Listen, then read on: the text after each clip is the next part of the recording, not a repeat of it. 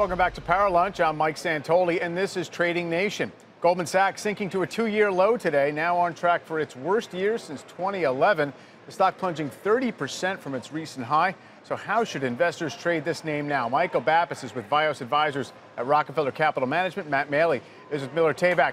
Matt, so this is one of the weakest big names in a very weak group, a tough stock to own when the overall market's having trouble. And of course, there's a kind of a scandal going on that's enveloped the company as well. So can you make a contrarian case for it on a technical basis at all? Well, you can on a very short-term basis. The stock is getting oversold if you look at its daily RSI. But a lot of technical damage has been done to this name. I mean, it's broken below its 200-week moving average. It's also broken below the neckline of a head and shoulders pattern, so that's negative. And also, even though its daily RSI is oversold, its weekly RSI is not as oversold as it has been at other times, at other important bottoms for the stock.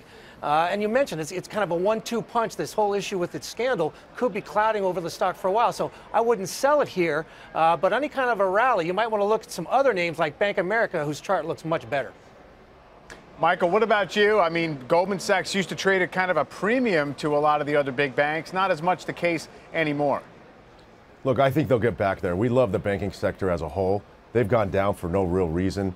With fiscal stimulus, tax stimulus coming into effect next year, you're going to see the sector rise. And I think Goldman Sachs, the damage is done. They're trading at 7 times next year's earnings. When, like you mentioned, they always traded a premium. They'll get back to that premium. You know, there's been changeover in management. There's been a little bit of a scandal, but I still think they have the best and most attractive product set to drive growth going forward in the next 12 to 18 months.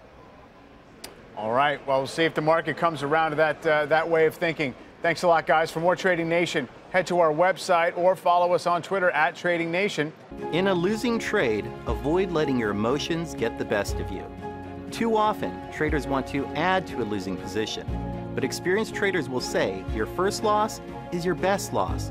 In other words, take a small loss and move on before it becomes too big.